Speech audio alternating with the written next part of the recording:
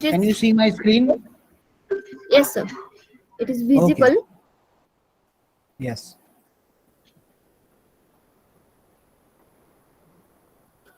Good afternoon, all of you.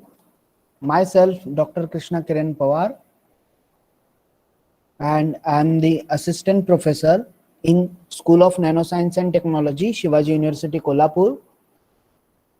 Today, I will discuss one of the major and important characterization technique, that is scanning electron microscope. Okay.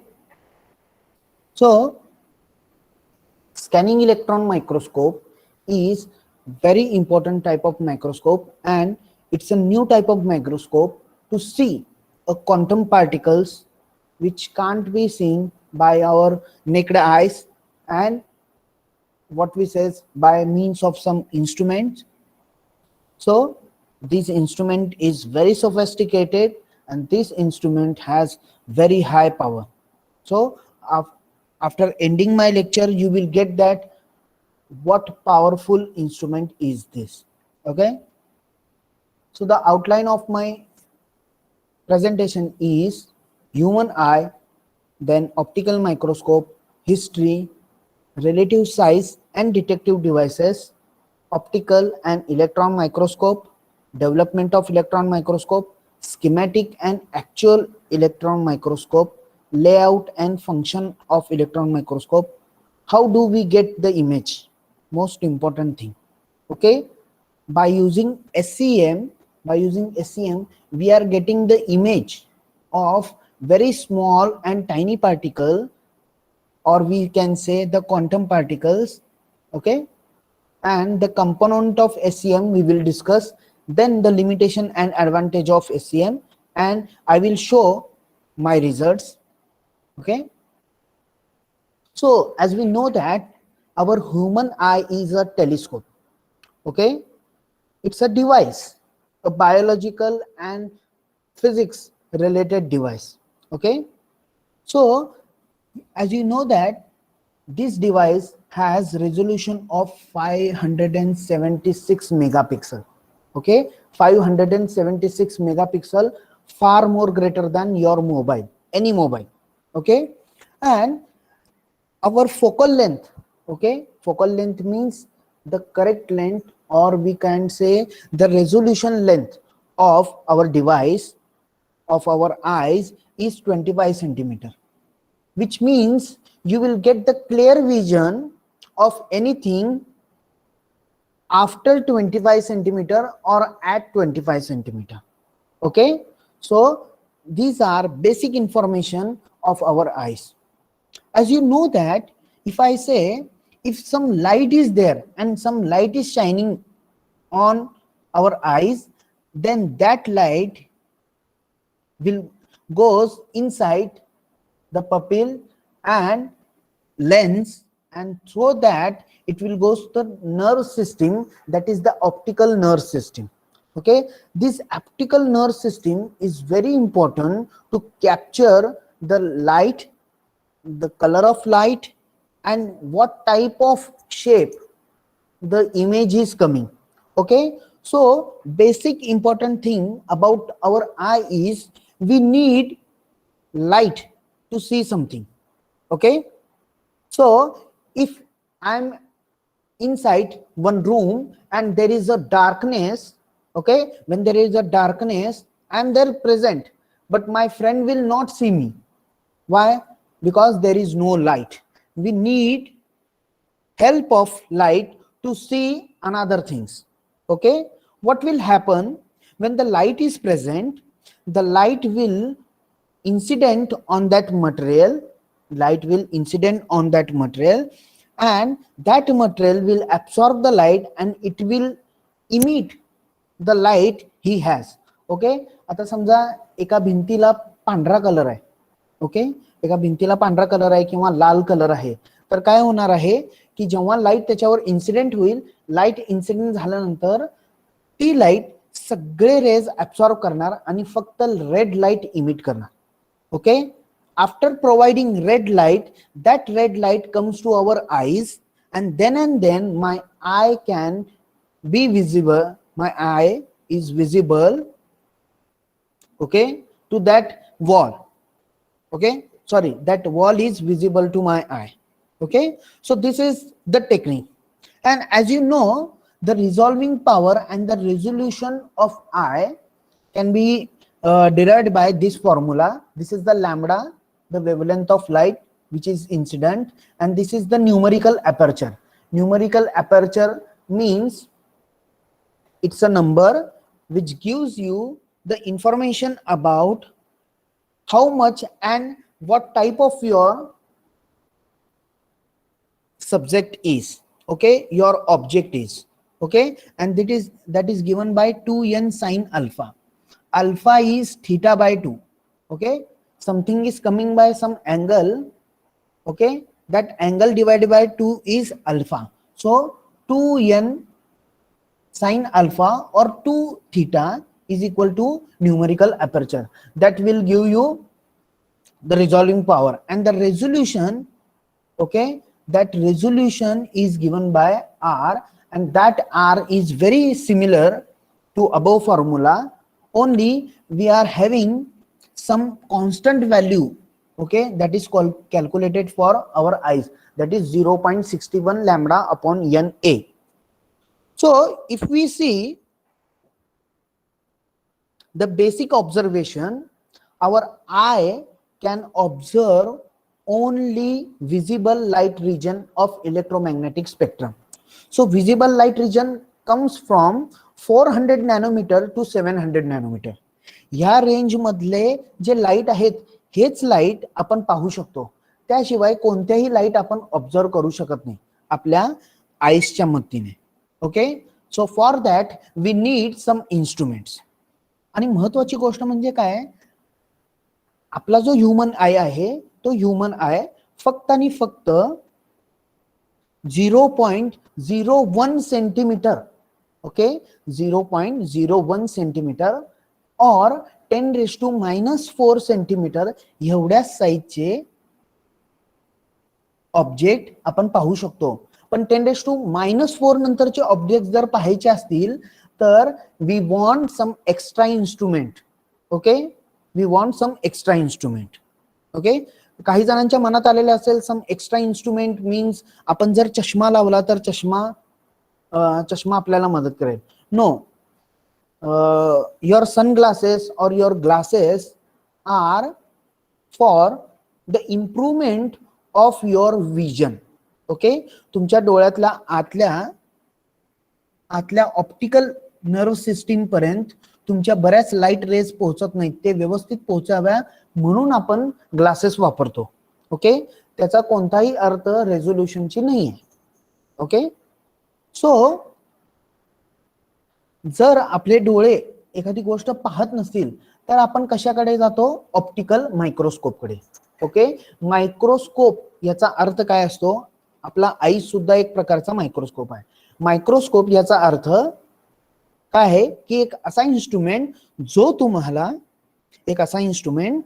तुम्हाला एखादी गोष्ट पाहण्यासाठी मदत करतो. Any instrument which gives you visible of anything, any object, that is called as microscope. So optical microscope is a type of microscope in which we are collecting large number of light to see something, and for the help we are taking extra lenses. Okay, इथे तुम्ही सगळ्यांनी बायोलॉजीच्या lab मध्ये 11वी 12वीला पाहिलं असेल, आणि ज्यांचं biology नव्हतं त्यांनी सुद्धा बऱ्याचदा पाहिलं असेल की एका दुर्बिणी सारखी गोष्ट असते.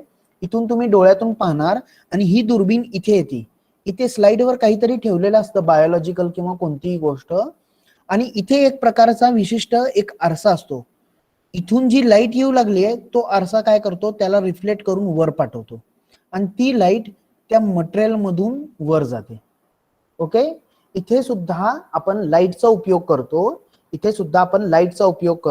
आणि लाईटचा उपयोग करून आपण गोष्टी पाहतो. पण सगळ्यात महत्वाची गोष्ट आणि आली की आपण कोणत्या लेवल पर्यंत ही गोष्ट पाहू शकतो. Okay, at which level we can see. So optical microscope is giving you the resolution up to 10 raised to minus 5 or 6. Okay, up to 10 raised to minus 5 or 6 metre. Okay, 10चा 6वा किंवा 5वा घात means micrometre मध्ये जे असेल 10 micrometre, 5 micrometre किंवा hardly 1 micrometre पर्यंत जे गोष्ट असेल ते तुम्हाला काय ऑप्टिकल मायक्रोस्कोप दाखवणार. Okay, the optical microscope is for about micrometre range of particle और micrometre range of object. Okay, micrometre ते सेंटीमीटर रेंज मध्ये कोणतीही गोष्ट असेल, मिलीमीटर मध्ये जी काही गोष्ट असेल 10⁻⁻2 पासून 10⁻⁶ पर्यंत त्या गोष्टी तुम्ही ऑप्टिकल मायक्रोस्कोप थ्रू पाहू शकता. आणि 10⁻⁻2 पासून ते आपल्या मोठ्या मीटर किलोमीटरच्या लेवल पर्यंत आपले आईज आर सफिशियंट. ओके, आपले आईज आर सफिशियंट. सो आपण मॅग्निफिकेशन कसं काढणार? सो त्याला फॉर्म्युला आहे. द मॅग्निफिकेशन याचा अर्थ पहिला मी तुम्हाला सांगेन. मॅग्निफिकेशन म्हणजे काय? एखादी गोष्ट दिसण्यासाठी तुम्हाला त्याला किती पटीने झूम करावं लागतं. ओके, कळतंय? सो मॅग्निफिकेशन मीन्स एखादी गोष्ट पाहण्यासाठी, एखादी गोष्ट क्लिअर पाहण्यासाठी तुम्हाला किती पटीने तुमच्या जो काही इन्स्ट्रुमेंट आहे त्याला झूम करावं लागतं, त्याला आपण म्हणतो magnification. Mathematically magnification is image distance divided by object distance. Okay, हा खूप जनरल फॉर्म्युला आहे. मग आपण जर ऑप्टिक्स कडे आलो, ओके, ऑप्टिक्स कडे आलो तर मॅग्निफिकेशन ओपी म्हणतात त्याला. Magnification is magnification of object into magnification of eyepiece. Eyepiece याचा अर्थ काय? टेलिस्कोप, ह्याला म्हणतात आयपीस. ओके, जिथे तुम्ही डोळे लावणार आहात त्याला काय म्हणतात? आयपीस. ओके, सो हे केल्यानंतर जर आपण रिझॉल्विंग पॉवर काढायला गेलो आणि त्यानंतर रिझोल्यूशन काढायला गेलो तर रिझोल्यूशन आपल्याला बरोबर मायक्रोमीटर पर्यंत मिळतो. ओके, या कॅल्क्युलेशन मध्ये न्यूमरिकल अपर्चर आपण 0.03 ऍड केलेला आहे आणि लॅम्बडा आपण 500 नॅनोमीटर ऍड केलाय, which is suitable for sunlight. Okay, which is suitable for sunlight. So हे कॅल्क्युलेशन केल्यानंतर तुम्हाला रेझोल्यूशन मिळतं आणि तो रेझोल्यूशन किती आहे? 1 micrometer. Which means that optical मायक्रोस्कोपच्या साहाय्याने, by use of optical microscope, you can see object up to 1 micrometer. Okay, are you getting my point? Okay, so optical microscope can give you the visible images to your eyes, okay, to your eyes up to 1 micrometer. Then the new thing started. Okay, the new thing started. People were very curious about the particles and different things which are having size less than micrometer. Less than micrometer काय तर 10⁻⁷, 10⁻⁸ meter, 10⁻⁹ meter, which is nanometer, 10⁻⁻10 meter, which is angstrom, 10⁻⁻12 meter, fermimeter, 10⁻⁻15 meter, femtometer. Okay, so for that people were started developing new type of microscope. But what happened? Most of people who were doing this job were failed. Okay, हे job जे लोक हा instrument तयार करण्यासाठी हे job ज्यांनी घेतलं, बरेच लोकांना बरेच वर्ष म्हणजे जवळपास 30 ते 40 वर्ष लोकांनी संशोधन केलं तरी कोणाला काही सापडलं नाही. ओके, ओके, मॅनफ्रेड वॉन ॲड्रेनी यांनी फर्स्ट टाइम 1937 साली SCM तयार करून दाखवलं. ओके, SCM एक प्रकारचा इलेक्ट्रॉन मायक्रोस्कोप आहे. यस, त्यातून काढून टाका EM, इलेक्ट्रॉन मायक्रोस्कोप. ओके, आता जे काही आपण मागचे इन्स्ट्रुमेंट पाहिले, कोणते मागचे इन्स्ट्रुमेंट? आपले डोळे, human eyes and optical microscope. हे जे मायक्रोस्कोप होते ते लाईट मायक्रोस्कोप होते. ओके, जिथे आपण लाईटचा उपयोग करतो एखादी गोष्ट पाहण्यासाठी. Okay, but when you are using electron for capturing some images, when you are using some electrons for capturing some images, that time you will say that instrument is electron microscope. That time you will say that instrument is electron microscope. So he image काय दर्शवते? By human eye you can see human, apple, small ants up to 10⁻³ to 10⁻⁴. Okay, 10⁻⁴ पर्यंत. 10⁻⁴ means 0.01 centimeter. And when from 10⁻⁴ to 10⁻⁶, okay, 10⁻⁴ to 10⁻⁶, तुम्हाला काय पाहिजे? Light microscope आहे. आणि जेव्हा 10⁻⁵ मध्येच तुम्हाला क्लॅरिटी येत नाही लाईट मायक्रोस्कोप मध्ये, तेव्हा तुम्हाला कुठे जावं लागतं? इलेक्ट्रॉन मायक्रोस्कोप मध्ये जावं लागतं. इलेक्ट्रॉन मायक्रोस्कोप मध्ये 10⁻⁷ ला तुम्ही व्हायरसेस पाहू शकता, नंतर डीएनए पाहू शकता, स्मॉल मॉलिक्युल्स पाहू शकता, ऍटम्स पाहू शकता. ओके, सो इथपर्यंत आपण पाहू शकतो, ऍटम पर्यंत आपण पाहू शकतो. इलेक्ट्रॉनिक ऑर्बिट आपण पाहू शकत नाही. Okay, that needs very high type of equipments. So these three instruments, human eye, light microscope, these two instruments are based on light microscopy. And the third instrument which is very important to us, that is the electron microscope. Okay, and that study is called as electron microscopy. Okay, now I will tell you why people went from light microscopy to electron microscopy. Okay, सगळ्यांचं लक्ष आहे? तर मला एक सांगा,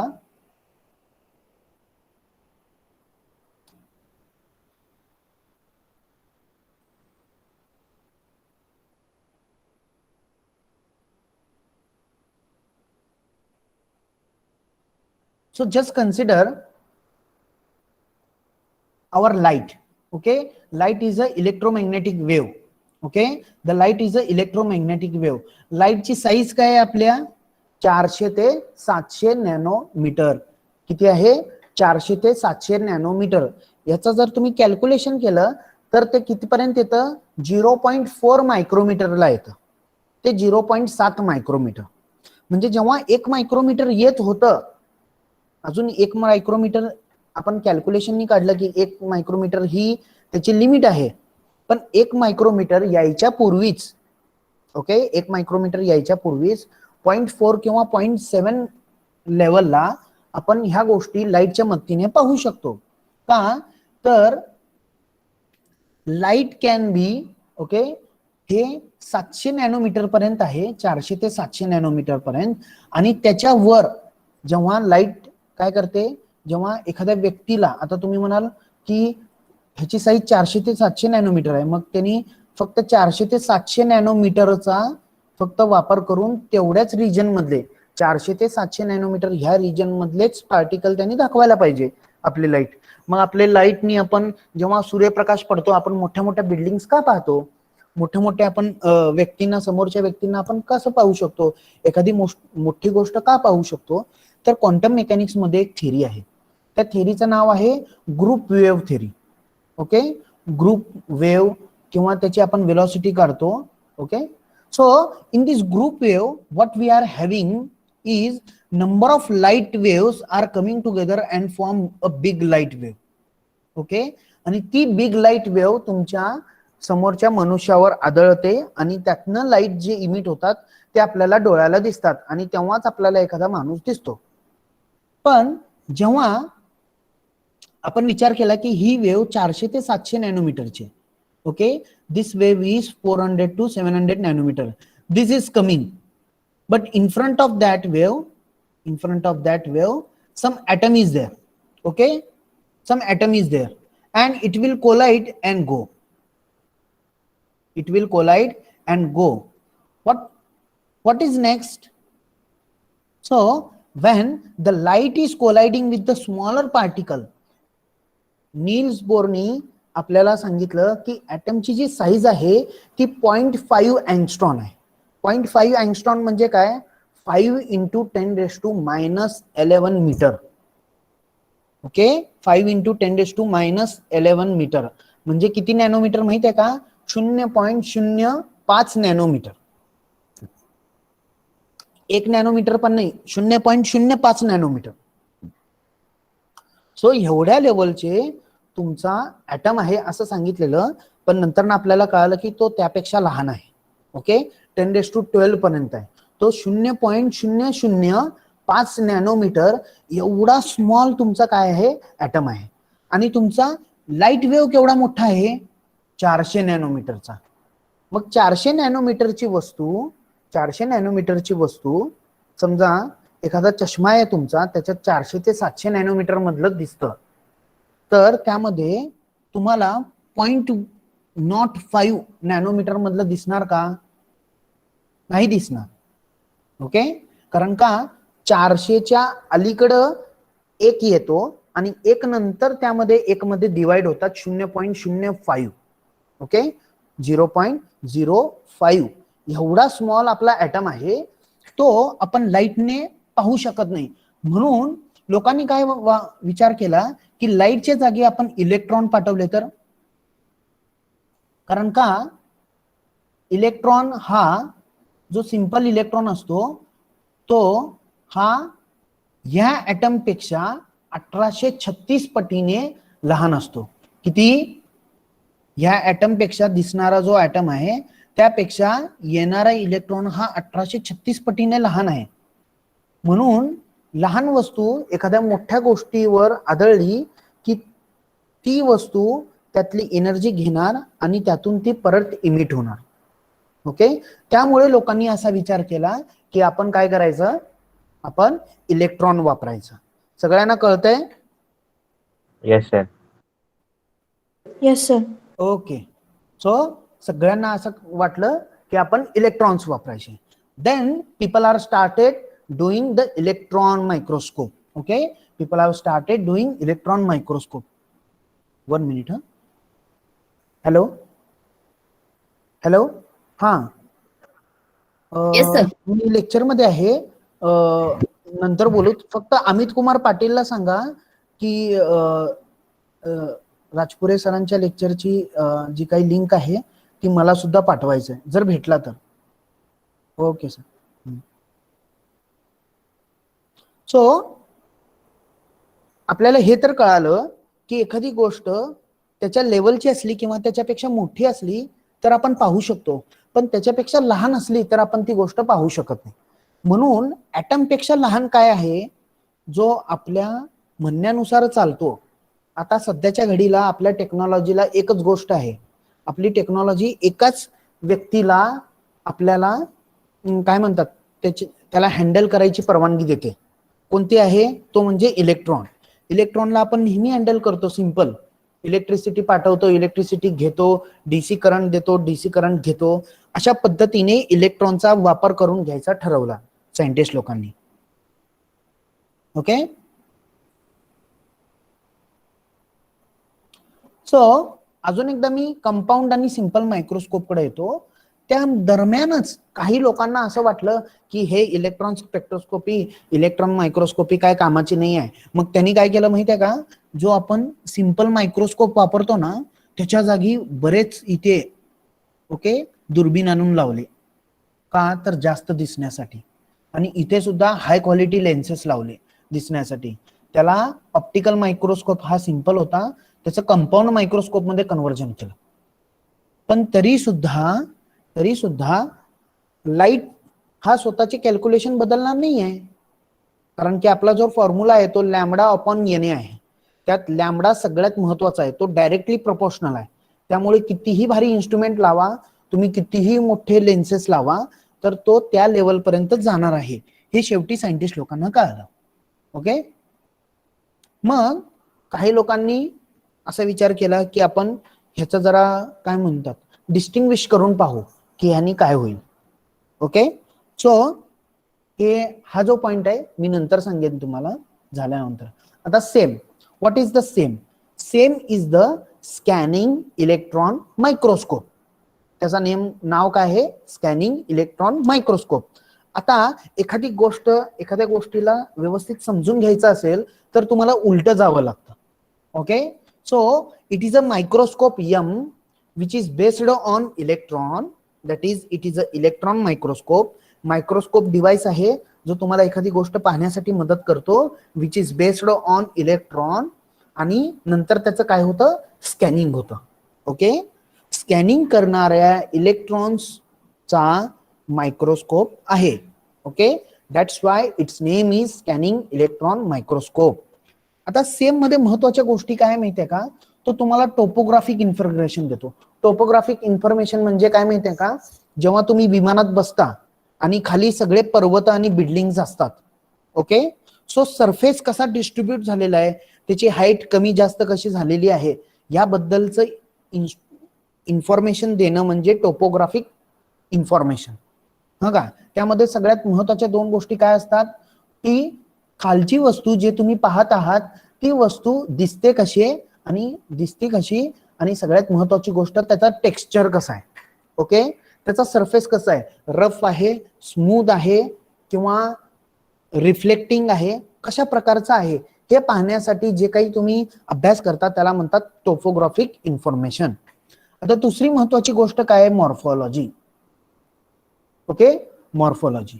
आता morphology याचा अर्थ काय की जेव्हा क्वांटम पार्टिकल्स किंवा नॅनो पार्टिकल्स तयार होतात ते वेगवेगळ्या शेप आणि साईज मध्ये तयार होतात, तिथे वेगवेगळे डिझाईन्स तयार होतात. Okay, so shape and size with the different design is called as morphology. Okay, कळतंय? Flower is a morphology. Okay, so flowers बऱ्याच प्रकारचे आहेत, पण रोज एक वेगळ्या प्रकारची मॉर्फोलॉजी आहे. रोजचे जे फ्लावर आहेत ते वेगळ्या प्रकारची मॉर्फोलॉजी आहे. सनफ्लावर ह्याची मॉर्फोलॉजी वेगळी आहे. ते सगळे फ्लावर्सच आहेत, पण सनफ्लावरची मॉर्फोलॉजी वेगळी आहे आणि तुमच्या रोजची मॉर्फोलॉजी वेगळी आहे. तुमचा अजून मोगऱ्याची मॉर्फोलॉजी वेगळी आहे. Okay, so it will gives information about, finally the morphology gives you the information about shape and size. And third, it is the extra thing in your SEM that it will gives you the compositional information. म्हणजे जे काही तुम्ही पाहताय त्याच्यामध्ये ते कोणत्या अणूपासून किंवा कोणत्या एलिमेंट्स पासून, पिरियोडिक टेबल मधल्या कोणत्या एलिमेंट्स पासून तयार झालेले आहेत ह्याची माहिती तुम्हाला तिथे दिली जाते. ओके, एलिमेंट्स आणि कंपाऊंड बद्दल तुम्हाला माहिती दिली जाते. ओके, आणि ते किती पर्सेंट मध्ये आहेत, ओके, त्यांचा अमाऊंट किती आहे, ओके, त्यांचा अमाऊंट किती आहे हे तुम्हाला सांगितलं जातं. आणि सगळ्यात महत्वाची गोष्ट म्हणजे काय, जे सध्या मॉडर्न युगात वापरलं जातं ते म्हणजे क्रिस्टलोग्राफिक इन्फॉर्मेशन. तुमचे क्रिस्टल्स कसे ग्रोथ झालेले आहेत. ओके, क्रिस्टल्स असतात ते वेगवेगळ्या पद्धतीने ग्रोथ होतात. कोणी स्पेरिकल ग्रोथ होतं, कोणाची एकदम टोकदार ग्रोथ होते, कोणाची वन डायमेन्शन मध्ये ग्रोथ होते, फक्त असा तो एका रॉड सारखा वाढतच जातो, किंवा काही जणांची सगळीकडे ग्रोथ होते. काही क्रिस्टल्स हे एकावर एक ग्रोथ होतात, त्याला आपण हायरार्की म्हणतो. ओके, सो हे सगळे इन्फॉर्मेशन तुम्हाला SEM मधून मिळतं. सो पहिला SEM जो व्यवस्थित चालू केला तो नंतर झाला. ओके, त्याचं मी इथे नाव तुम्हाला सांगितलेले आहे, M. Von Andre. त्याच्या पूर्वी ओके रुस्का यांनी टेमचा शोध लावला. टेम म्हणजे ट्रान्समिशन इलेक्ट्रॉन मायक्रोस्कोपी, याबद्दल आपण कधीतरी नंतर बोलू. Okay, transmission electron microscopy. त्यानंतर SEM ची कल्पना M. क्लॉन यांनी मांडली, ज्यांना नोबेल पुरस्कार मिळालेला आहे SEM च्या शोधाबद्दल. ओके, आणि ती कल्पना व्यवस्थितपणे पूर्ण करणारे कोण होते? पहिले M. वॉन अँड्रीने. ओके, त्यानंतर ह्याच्यामध्ये बरेच चेंजेस होत गेले. ओके, आणि 1965च्या जागी सगळ्यात पहिल्यांदा जपानची कंपनी जेओल यांनी सगळ्यात पहिला कमर्शियल SEM तयार केला. तो जेओलची जी SEM आहे ती मी स्वतः वापरलेली आहे. जवळपास 6-7 वर्ष झाली मी ती SEM वापरतो. ओके, सो SEM म्हणजे नेमकं काय आहे मी तुम्हाला सांगतो. Okay, the small image of mine will give you the understanding about SCM. बघा, ओके, इथे लाईट्स पासून आपण सुरू करू. इथे फिलामेंट आहेत. या फिलामेंट मधून जसं लाईट बाहेर निघते तसं इलेक्ट्रॉन बाहेर निघते असं समजा. आणि ह्या इलेक्ट्रॉन्सना कंट्रोल करण्यासाठी इथे मी मॅग्नेट्स लावलेले आहेत. मग हे इलेक्ट्रॉन एका विशिष्ट फोर्सने येऊन तुमच्या मटेरियलवर आदळतात. ओके, इथे समजा एक अँट आहे म्हणजे मुंगी, त्याच्यावर ते जाऊन आदळतात. ओके, मग ते आदळल्यानंतर तो इलेक्ट्रॉन व्हॅनिश होऊन जातो. तो इलेक्ट्रॉन अँट मध्ये मिक्स होऊन जातो आणि त्या इंटरॅक्शन नंतर अँट मधून वेगळे इलेक्ट्रॉन बाहेर पडतात. ओके, बघा मी काय म्हणतोय, आलेला इलेक्ट्रॉन अँट वर धडकतो. अँट म्हणजे काय, मुंगी, त्याच्यावर धडकतो आणि ते धडकल्यानंतर तो त्याच्या ऍटम्स मध्ये जातो आणि त्याच्या ऍटम्स मधून तो दुसरे इलेक्ट्रॉन बाहेर काढतो. आणि ते दुसरे इथे जे बाहेर पडतायत ते इलेक्ट्रॉन्स, ते आपण एका कॅमेरा सारख्या डिटेक्टर मध्ये कॅप्चर करतो आणि ते कॅप्चर करून त्याची आपण इमेज तयार करतो. आणि तिथे तुम्हाला असा एका अँटचा फोटो दिसतो, मुंगीचा फोटो दिसतो. ओके, कोणताही ऑब्जेक्ट, कोणताही लहान ऑब्जेक्ट तुम्हाला डोळ्याने व्यवस्थित पाहता येत नाही, तो ऑब्जेक्ट तुम्ही ह्या पद्धतीने इमेजच्या स्वरूपात पाहू शकता. व्हिडिओच्या स्वरूपात नाही, इमेजच्या स्वरूपात पाहू शकता. इमेज म्हणजे फोटोग्राफ. कळतंय सगळ्यांना? Yes or no? Anyone is there? Yes, sir. झोपलेलं Yes, नाही sir. आहेत ना? Yes, sir. Okay. No, sir. No, sir. So this is the schematic diagram of our SCM and this is the original SCM. Okay, he original SCM machine आहे. Okay, थोडी image blur झालेली आहे. ही SCM तुम्हाला जवळपास 1 करोड रुपयाच्या आसपास, भारतीय 1 करोड रुपयाच्या आसपास मिळते, चांगल्या क्वालिटी जर तुम्ही घेतली. नाहीतर तुम्हाला 70 लाखापासून SCM मिळते. ओके, सो इथे SCM मध्ये काय होतं तुम्हाला सांगतो. इथे एक इलेक्ट्रॉन गन आहे. जसं बंदुकीत आपण गोळ्या बाहेर काढतो ना, बंदुकीतून गोळी मारल्यानंतर गोळी कशी बाहेर पडते, त्यातून इथे सगळे इलेक्ट्रॉन्स बाहेर पडतात. मग इथे ते जे सगळे निगेटिव्ह पार्टिकल इलेक्ट्रॉन बाहेर पडलेत ते कुठेही जाऊ नयेत म्हणून इथे एक एनोड लावलेला असतो. Okay, anode. हा एनोड काय करतो की सगळ्या इलेक्ट्रॉनला अट्रॅक्ट करतो स्वतःजवळ आणि अट्रॅक्ट केल्यानंतर ते इलेक्ट्रॉन्स या एका टनेल मधून जातात. ह्या टनेल मध्ये काय केलं जातं, ते जी इलेक्ट्रॉनची बीम आहे, ओके, ती बीम आहे किंवा त्याची जी एक पाईप काय म्हणतात, तो जो गठ्ठा येतो इलेक्ट्रॉनचा, तो गठ्ठा बारीक केला जातो आणि शार्प केला जातो. आणि बघा इथे जाडी किती आहे, हळूहळू जाडी कमी होते आणि जाडी कमी होऊन एकदम बारीक इलेक्ट्रॉनची बीम तुमच्या मटेरियलवर पडते. मटेरियलवर पडल्यानंतर इथे डिटेक्टर्स असतात आणि हे डिटेक्टर्स तुमचं काय करतात, तुमचे एनर्जी कॅप्चर करतात. यातून निघणारी एनर्जी आणि करंट कॅप्चर करतात आणि ते तुम्हाला इथे इमेज मध्ये दाखवतात. ओके, इमेज मध्ये दाखवलं जातं. सगळ्यांना कळत असेल मी काय बोलतोय ना. आता मी लेआउट आणि फंक्शन कसं दाखवतो. Okay, when you provide some high voltage means what, किती व्होल्टेज वापरतो माहिती आहे का तुम्हाला? आपण जवळपास 20,000 व्होल्टेज एवढं व्होल्टेज देतो. 20,000 व्होल्ट. 20,000 व्होल्ट तुम्हाला माहित आहे ना, आपण कुठे देतो? मोठ्या दरी खोऱ्यात जेव्हा आपण मोठे मोठे इलेक्ट्रिसिटीचे लाईन्स बघतो ना, तिथे 20-25,000 व्होल्ट एवढं करंट दिलेला असतो. ओके, तो मशीन वापरताना तुम्हाला खूप जपून वापरावी लागते. ओके, जर चुकून त्यातून करंट किंवा व्होल्टेज लिकेज झालं तर जागेवर माणूस तर सापडणारच नाही, त्या मशीन पण पूर्णपणे जळून जाईल. माणूस तर जळून खाक होऊन जाईल, त्याची हाडं सुद्धा सापडणार नाहीत.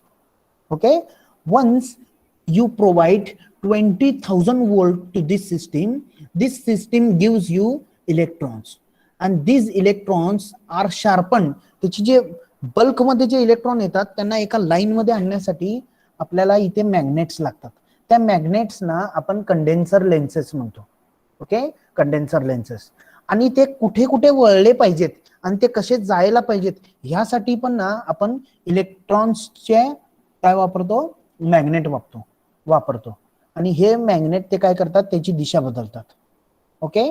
आणि दिशा बदलल्यानंतर इथे एक फायनल लेन्स असते, ते फायनली ते कुठल्या मटेरियलवर, कुठे तुमचा पार्टिकल आहे त्याच्यावर तो आदळतो. त्याच्यावर आदळल्यानंतर तो तुमच्या मटेरियलवर आदळल्यानंतर तो तुमच्या मटेरियलच्या मॉलिक्युल्स मधून तुमच्या मटेरियलच्या ऍटम्स मध्ये जातो आणि तो काय करतो, तुमच्या ऍटम्स मधला एक इलेक्ट्रॉन बाहेर काढतो आणि स्वतः तो तिथे जाऊन बसतो. ओके. आलेला इलेक्ट्रॉन, तुमच्या मटेरियलमध्ये आलेला इलेक्ट्रॉन हा प्रायमरी इलेक्ट्रॉन आणि त्यांनी बाहेर काढलेला इलेक्ट्रॉन म्हणजे सेकंडरी इलेक्ट्रॉन. ओके. जे बाहेर पडलेले इलेक्ट्रॉन असतात त्यांना म्हणतो आपण सेकंडरी इलेक्ट्रॉन. आणि हे सेकंडरी इलेक्ट्रॉन आपण डिटेक्टर मधून कॅप्चर करतो आणि हे कॅप्चर करून त्या जिथून जिथून आपल्याला इलेक्ट्रॉन मिळतात तिथे आपल्याला इंटेन्सिटी वाढलेली दिसते. म्हणजे तिथं एक पांढऱ्या प्रकारची इमेज दिसते, पांढरा डॉट येतो. तुमचं जे मेगापिक्सल आहे, तुमची जी स्क्रीन आहे मोबाईलची किंवा ह्याच्यावर, त्या एका डॉटवर पांढरी लाईन दिसते. जिथून इलेक्ट्रॉन येत नाहीत तुमच्या मटेरियल मधून तिथे काळं पॉइंट दिसतं. ओके. जिथून इलेक्ट्रॉन्स येऊ लागले त्या पॉइंट मधून व्हाईट पॉइंट, आणि जिथून तुमचे इलेक्ट्रॉन्स येत नाहीत तिथून ब्लॅक पॉइंट. ओके. अशा पद्धतीने त्याचं काय होते, सिस्टीम वर्क होते आणि शेवटी तुम्हाला तिथे इमेज भेटते आहे तशी. ओके. आता सगळ्यात महत्वाची गोष्ट, जेव्हा इलेक्ट्रॉन तुमच्या मटेरियलवर बंबार्ड होतो किंवा तो त्याच्यावर इन्सिडेंट होतो, ह्याला म्हणतात प्रायमरी इलेक्ट्रॉन, आणि ही बीम तुमच्यावर इन्सिडेंट होते, तेव्हा काय काय होतं, तेव्हा वेगवेगळ्या प्रकारचे इलेक्ट्रॉन्स त्यातून बाहेर पडतात. ओके. त्यातून एक्सरे सुद्धा बाहेर पडतं. ओके. त्यातनं आता मी म्हटल्यासारखं जे एससीएम साठी महत्वाचं आहे, सेकंडरी इलेक्ट्रॉन सुद्धा बाहेर पडतात. त्यानंतर तिथून ऑजर इलेक्ट्रॉन सुद्धा बाहेर पडतात. तिथून बॅकस्कॅटर्ड इलेक्ट्रॉन बाहेर पडतात. बॅकस्कॅटर्ड इलेक्ट्रॉन म्हणजे काय, हे इलेक्ट्रॉन ह्याच्यावर आदळलेत पण त्यांनी तुमच्या मटेरियल बरोबर इंटरॅक्शन केलं नाही आणि परत निघून गेले. ओके. त्याला म्हणतात बॅकस्कॅटर्ड इलेक्ट्रॉन. ओके. कळतंय. आणि ह्या प्रत्येक इलेक्ट्रॉन जेव्हा आदळतात तेव्हा ते आदळल्यानंतर त्याला इंटरॅक्शन करायची आत त्याला एक डेप्थ लेवल असते. म्हणजे आलेला इलेक्ट्रॉन कुठल्या लेवल पर्यंत, तुमच्या डेप्थ पर्यंत तुमच्याशी काय करतो, तो इंटरॅक्ट करतो. मग आता तुम्ही पाहताय सेकंडरी इलेक्ट्रॉन सरफेसच्या जवळपर्यंतच इंटरॅक्ट करतो, खूप आत जात नाही तुमच्या मटेरियलमध्ये. बॅक स्कॅटर्ड इलेक्ट्रॉन त्यानंतर खूप आत जातो. त्यानंतर एक्सरेज खूप आत जातात. त्यानंतर फ्लोरोसन्स इलेक्ट्रॉन असतात काही, ते खूप आत जातात. ओके. सो याचा अर्थ काय की जे काही एससीएम साठी जर तो तुमचा इलेक्ट्रॉन पाहिजे आहे, तो सेकंडरी इलेक्ट्रॉन, तो फक्त सरफेस लेवलला जे काही आहे तिथेच रिॲक्शन करतो आणि सरफेस लेवलच्याच ऍटम मधून एक इलेक्ट्रॉन बाहेर काढून फेकून देतो. कळालं. Okay. So when your electron is coming, आता कसं असतं माहितीये का, इथे एक काय म्हणतात,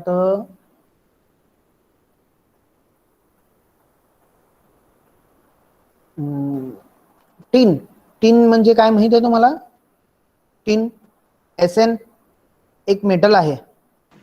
ओके. टीनचा एक सर्क्युलर टेबल असतो, त्याला आपण स्टब म्हणतो. त्याच्यावर आपण काय केलं जातं, अल्युमिनियमची एक प्लेट ठेवली जाते. त्या अल्युमिनियमच्या प्लेटवर इथे कार्बन टेप लावला जातो. आता तुम्ही कार्बन टेप याचा अर्थ काय माहित आहे का, की तुमची जशी चिकटपट्टी असती किंवा स्टिकर असतो त्याच पद्धतीने कार्बनचा एक स्टिकर असतो.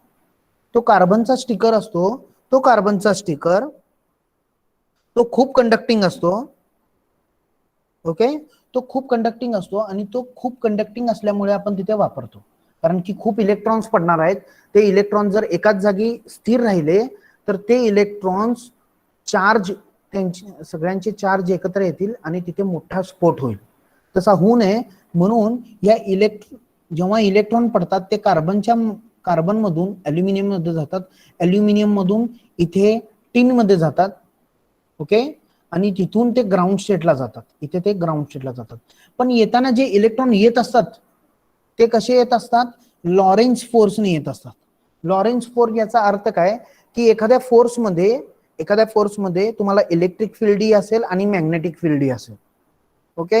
याचा चांगला उदाहरण म्हणजे काय, तुमची लाईट जी इलेक्ट्रोमॅग्नेटिक वेव्ह आहे.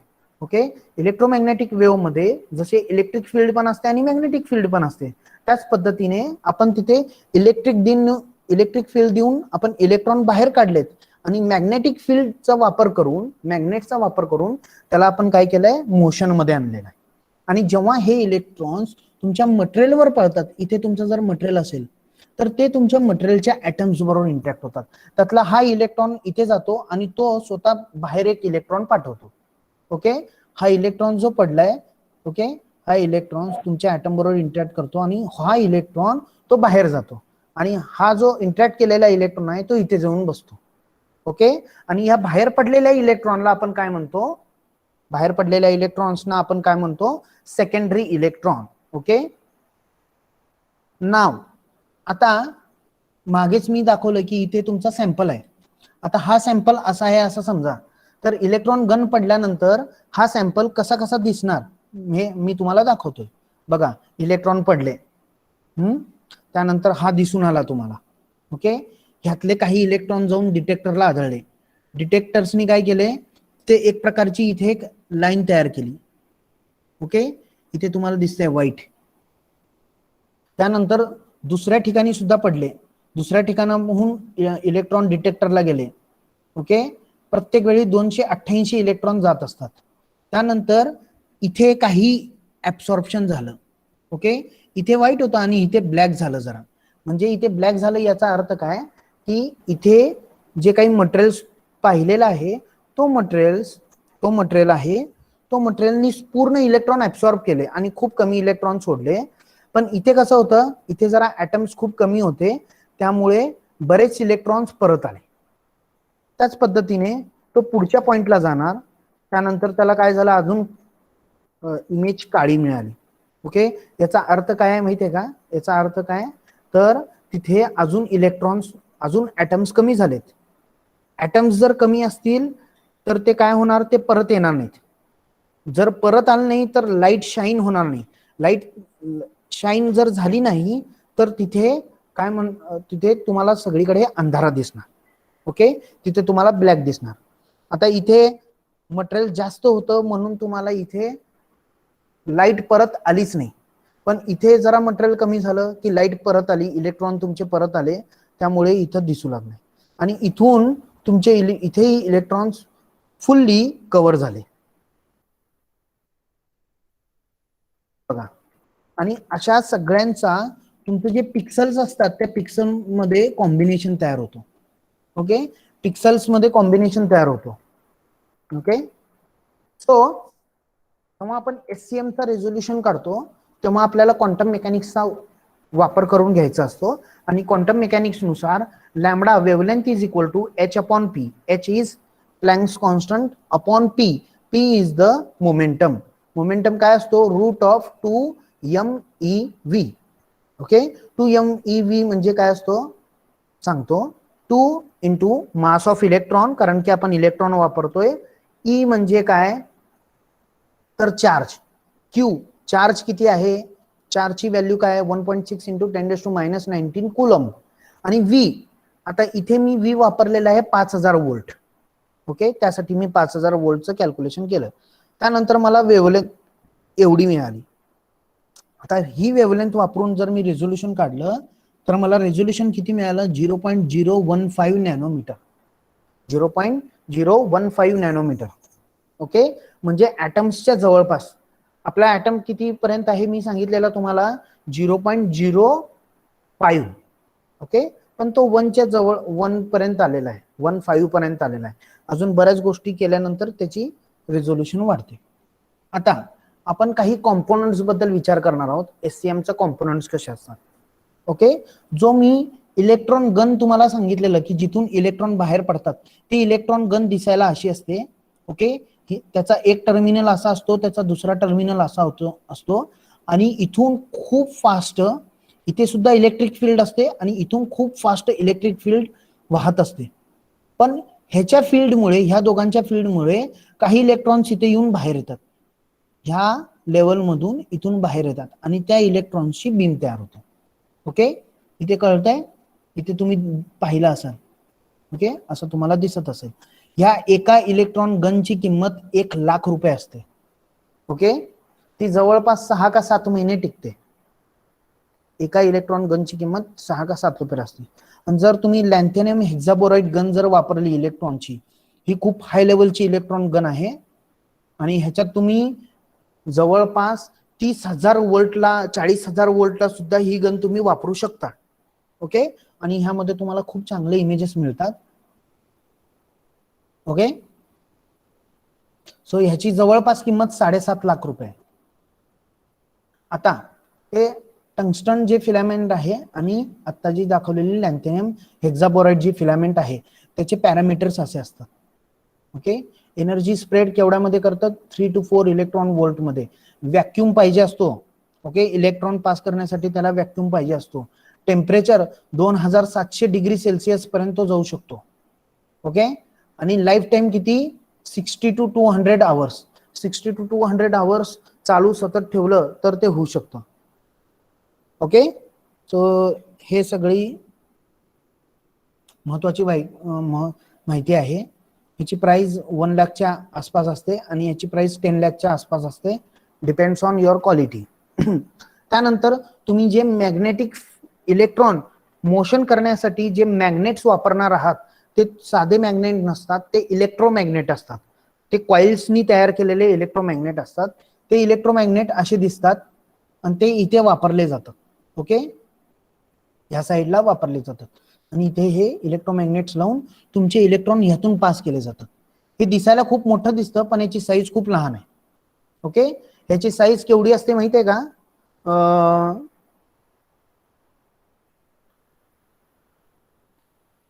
काय म्हणतात,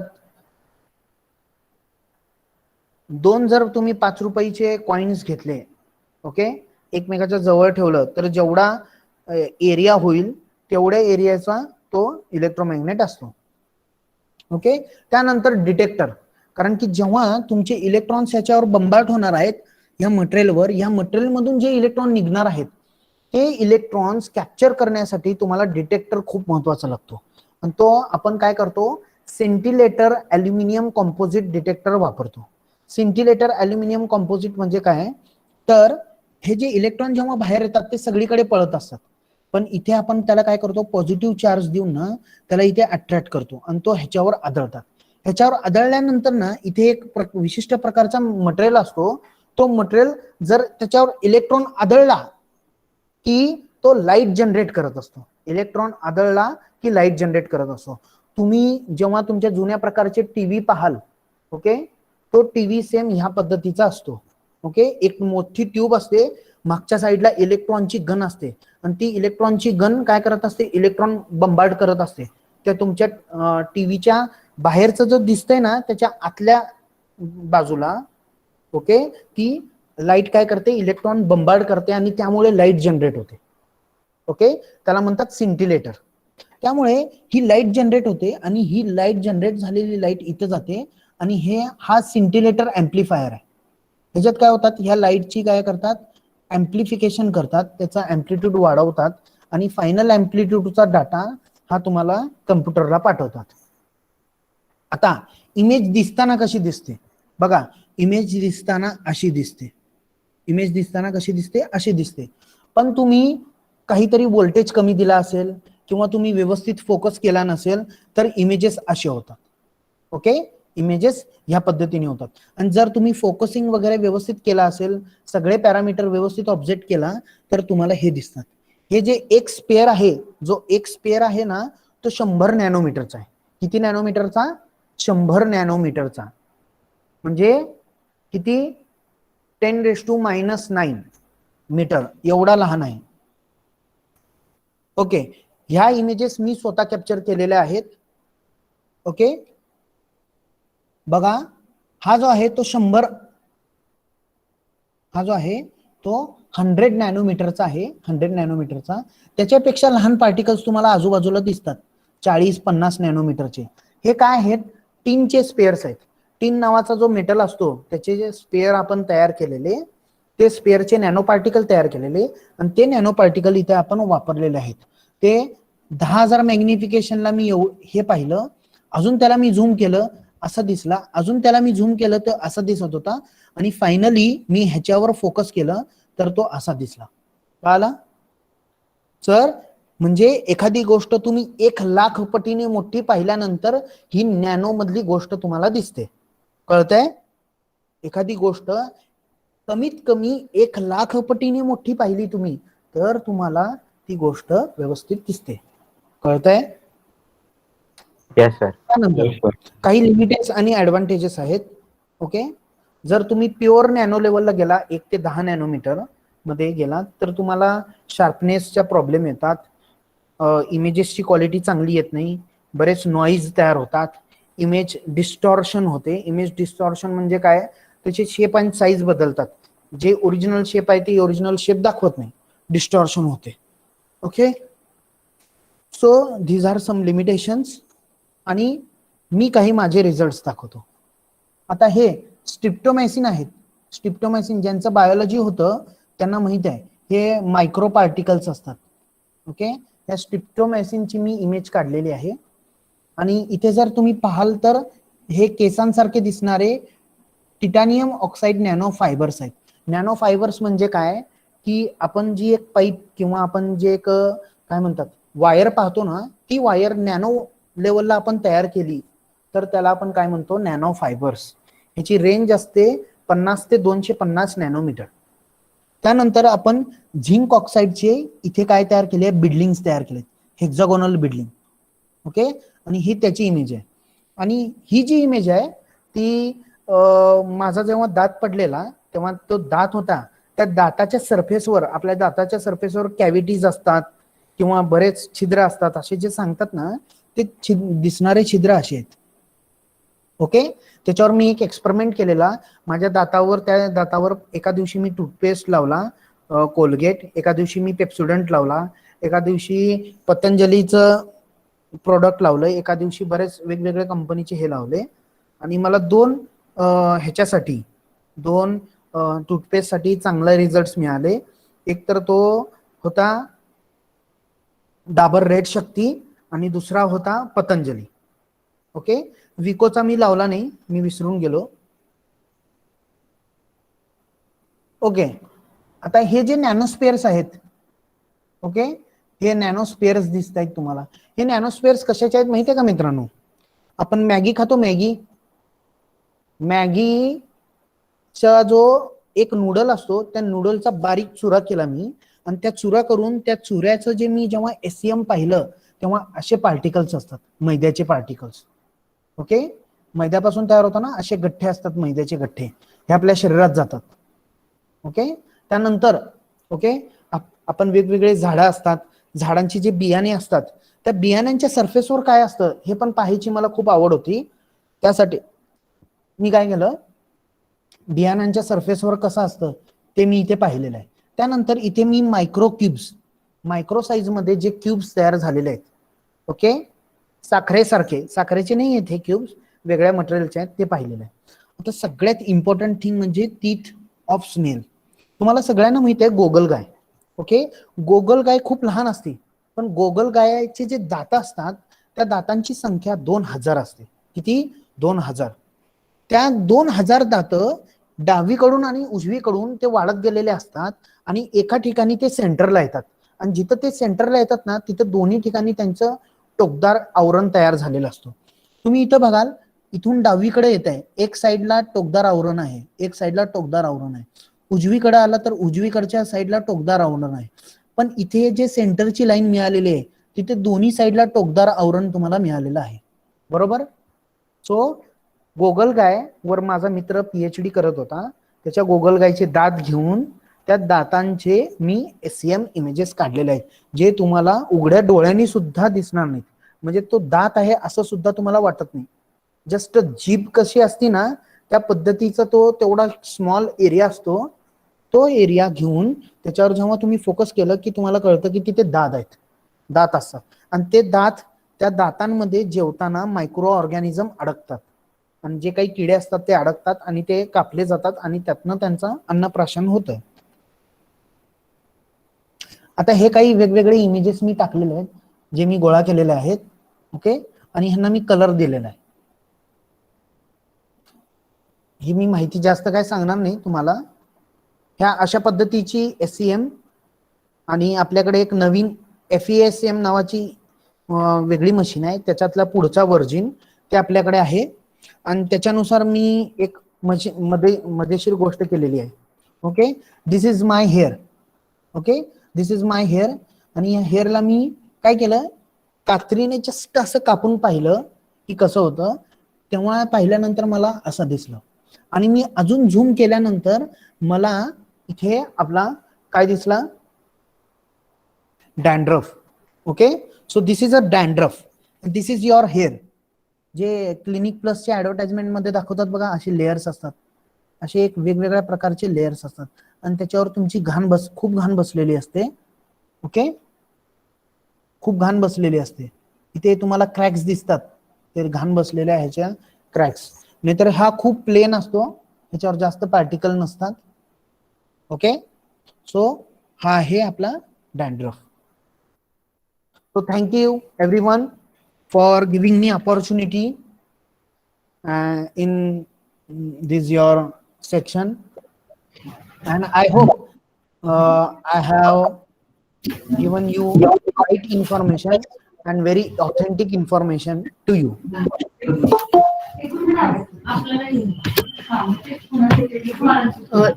Yes, sir. Thank you very much for giving such a nice information in very simple way, uh, and explaining very well history, working, and construction of scanning electron microscopy. Also, you can elaborate the information regarding what kind of precautions should be taken while using this SEM and how sophisticated this instrument can be. Also, most of the times our students are having query about that why these instruments are not available to use for everyone. So I hope they are also get idea about it, that it should require highly skilled person to operate it. And also, once again, I would like to say thanks to sir for providing such a nice information. We are also learning a lot of things from your session, and once again I would like to request you that we would like to arrange another session regarding how to analyze the same images, so that students at least can understand that how that data can be get analyzed at this BSc level. So once again, thank you very much, sir, for this nice session. If someone have any question, they can ask me. If not, I will left. Sir एक question होता. बोला. Sir मी ऐकलंय सेमला आहे ना आपण underground मध्ये ठेवतो, त्याचं रिझन काय सर? अंडरग्राउंड असं म्हणता येणार नाही, पण आपण एका अशा जागेत ठेवतो की जिथे जास्त लोकांचा वावर नसावा. कारण का, तिथे आपण जी इलेक्ट्रिसिटी इलेक्ट्रिसिटीच्या माध्यमातून जे व्होल्टेज आणणार असतो, तो व्होल्टेज खूप हाय असतो. तुम्हाला मी आताच सांगितलं की जवळपास 15,000 20,000 वोल्ट वर काम करणं. ओके, थोडं जरी तुमच्या हातून चूक झाली किंवा कुठेतरी इन्स्ट्रुमेंटला प्रॉब्लेम असेल आणि तिथनं लीक झाला, तर तो सगळा इन्स्ट्रुमेंट एकतर लोखंडाचा असतो, जागेवर तो माणूस मरतो आणि ती मशीन सुद्धा जळून जाईल. एवढी पॉवर त्या मशीन मध्ये असते. आणि सगळ्यात महत्वाची गोष्ट काय, तर त्या इन्स्ट्रुमेंटला तुम्हाला एका ठराविक टेम्परेचरला ठेवावं लागतं. कारण का, एवढं व्होल्टेज दिल्यामुळे त्या व्होल्टेजमुळे खूप हीट जनरेट झालेली असते आणि ती हीट तुम्हाला लोअर करण्यासाठी, ती हीट तुम्हाला कमी करण्यासाठी तुम्हाला 20 डिग्री सेल्सिअसच्या खालीच ते ठेवावं लागतं आणि 24 तास त्याच्यामध्ये तुम्हाला AC ऑन पाहिजे असतो. आता आमची जी मशीन आहे, त्या आमच्या मशीन मध्ये एका रूम मध्ये एक खूप लहान रूम आहे, तिथं आम्ही SCM ठेवले आहे. त्या रूम मध्ये 2 किंवा 3 जणच आपण फक्त बसू शकतो आणि मशीन आहे. तिथं आम्ही 2 ACs लावलेले आहेत. का, तर टेम्परेचर वाढू नये म्हणून. त्यामुळे असं काही नाही आहे की अंडरग्राउंड शक्यतो आपण ग्राउंड लेवलला ठेवतो. ते पहिल्या मजल्यावर दुसऱ्या मजल्यावर आपण घेऊन जाऊ शकत नाही, कारण की ती खूप सोफिस्टिकेटेड आहे. आता काही टेबल टॉप मॉडेल निघालेले आहेत, पण त्या टेबल टॉप मॉडेल पण पहिल्या मजल्यावर वगैरे तुम्ही घेऊन जाऊ शकता. फक्त एवढीच काळजी घ्यायची असते की ते टेबल टॉप मॉडेलमध्ये तुम्हाला एवढी रेझोल्युशन चांगली मिळणार नाही. कारण की टेबल टॉप मॉडेल याचा अर्थ काय असतो की तो मी कमी व्होल्टेजला वापरणार आणि कमी व्होल्टेजची पाईपलाईन तुमची जमिनीतून वर पहिल्या मजल्यावर येते. जर चुकून त्याच्या आजूबाजूला सुद्धा कोणी गेलं, ओके, त्या वायरच्या आजूबाजूला सुद्धा कोणी गेलं तर जर मॅग्नेट वगैरे असेल तर ती त्याला स्वतःला ओढून घेते, एवढी इलेक्ट्रिसिटी त्यामध्ये असते. Okay, any other?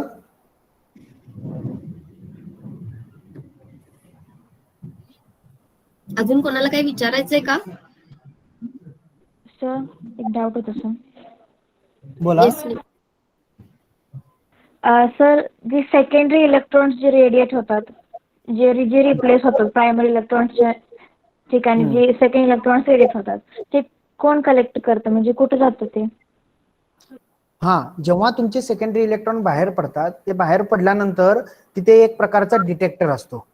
ओके, तुम्हाला मी प्रेझेंटेशन मध्ये दाखवलंय की तिथे एक प्रकारचा डिटेक्टर असतो. तो डिटेक्टर काय करतो की तो कॅप्चर करतो आणि त्या डिटेक्टरच्या अवतीभोवती पॉझिटिव्ह रिजन आपण तयार केलेलं असतं, जेणेकरून तो इलेक्ट्रॉन कॅप्चर करेल. Okay okay sir.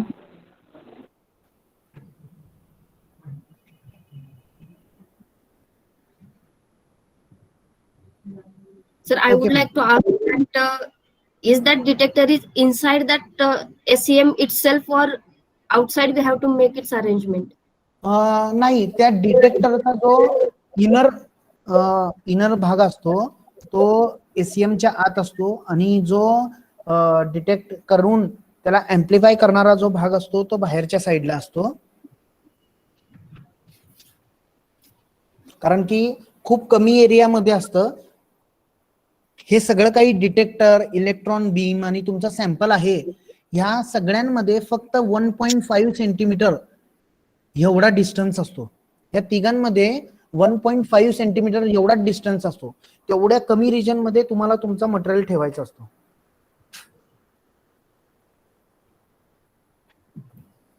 अजून कोणाला काही विचारायचं का सरांना?